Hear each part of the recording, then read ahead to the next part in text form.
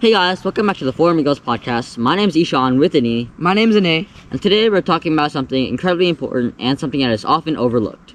Men's mental health. Without further ado, let's get started. So, you ever notice how if a guy breaks his arm, everyone rushes to help, no questions asked. But if a guy breaks down mentally, it's like silence. Maybe somebody says, "You're good, bro? You good, bro?" But he actually doesn't really care about the answer. That's kind of the whole issue. Men's Mental Health Month isn't about just reminding people to check in. It's about unlearning the stuff that is told to guys. Exactly. A lot of us grew up hearing things like, man up, stop crying, or deal with it. From such a young age, boys get this message that emotions are weak, that showing sadness or anxiety or even just saying, I need help, is something to be embarrassed about. And over time, that builds up. You keep stuff inside because you don't want to seem soft, but it's not strength, it's pressure. And it adds up fast. And the numbers show it too. Men make up almost 80% of suicide deaths in the US alone.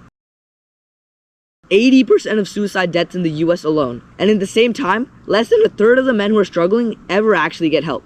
That's wild, dude. Come on. Mm-hmm. Yeah. Like, you can't just let this stuff go unnoticed. Exactly. And we have to look at stuff like this that says that 80% of people are committing suicide that are men. Like, it shows that there is a problem that we need to fix. Like, we can't just ignore this stuff. This happens not because men don't care about their mental health, but because society keeps making it hard for them to even talk about it. Society keeps on, whether it's in school, sports, social media, or family, guys are just expected to keep themselves pushing through no matter what is actually happening to them on the inside. Exactly, and that is a huge issue. I mean, people say, like, that's just how it is, you have to deal with it, but that's not sustainable. You can't do that over a long period of time and expect to have strong mental health. I mean, we can't just look past the 80% and expect nothing to happen. It's insane. To anyone who's saying that men's mental health isn't an issue, 80%. That means that there is an issue, no matter what. And we need to fix something. It's 2025 though, and we are starting to see people break that pattern. When artists like Kid Cudi or Logic, or even athletes like DeMar DeRozan talk about going to therapy, dealing with depression, or just being in dark places, it makes a huge difference to see men online, especially famous ones, saying, yo, I've been through it too. It shows that asking for help doesn't make you less of a man. It makes you human. It's something that many people need to accept. Like, men have feelings too. They were built that way. Exactly, yeah. And suppressing it is just really bad. And it's like, I'm really grateful that people like these, Kid Cudi, Logic, and DeMar DeRozan, talking openly. It's really it takes a lot of strength to open up to stuff like that, but once you do, it can help many people. It's just really empowering. Because even if it just helps one person who's going through a tough time, doesn't that make it worth it? And what we're talking about is not just like going to therapy right away. Sometimes it just starts with checking in on your friends, sending that, "For real, how are you doing, bro?"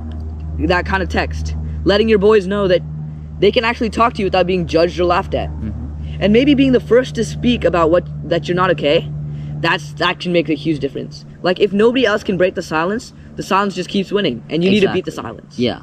And this isn't about blaming anyone. It's about making room. Room to cry, to breathe, to talk things out, and to realize that you don't have to have it all figured out. We all feel stuff. All of us. It doesn't make you dramatic. It doesn't make you weak. It makes you alive. So if you're listening to this right now, maybe pause and take a second to check in on one of your homeboys. Shoot a text.